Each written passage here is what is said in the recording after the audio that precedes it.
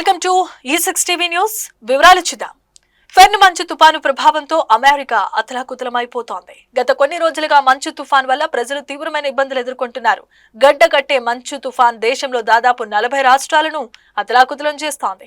అమెరికాలో పలు రాష్ట్రాలు విద్యుత్ సరఫరా నిలిచిపోయింది. దీంతో లక్షలాది మంది ప్రజలు అంధకారంలో కొట్టుమిట్టాడుతున్నారు. ఇప్పటి వరకు మంచు తుఫాన్ వల్ల 29కి పైగా మరణించినట్లు సమాచారం.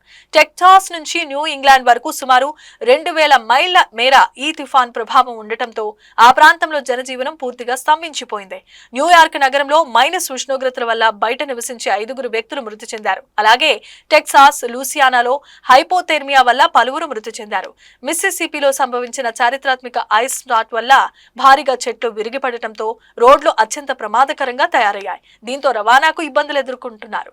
అయితే మంచు భారం వల్ల పలు ప్రాంతాల్లో విద్యుత్ లైన్లు తెగిపోయాయి. అనేక రాష్ట్రాల్లో పవర్ గ్రిడ్లు పూర్తిగా దెబ్బతిన్నాయి. ఒక్క టెన్నెసీలోనే 3 లక్షల మంది కరెంటు లేక అవస్థలు పడుతున్నారు. మిస్సిసిపిలో 1.5 లక్షల మంది అంధకారంలో ఉండగా ఇలా అనేక లక్షల మంది అంధకారంలో కొట్టుమిట్టాడుతున్నారు. దేశంలో 2000 మైళ్ల విస్తీర్ణంలో ఒక్క అడుగు కంటే ఎక్కువ ఎత్తులో దట్టమైన మంచు వ్యాపించింది. రహదారులు మూసేసింది. అంతేకాదు రవాణా శాఖపై దీని ప్రభావం తీవ్రంగా పడింది.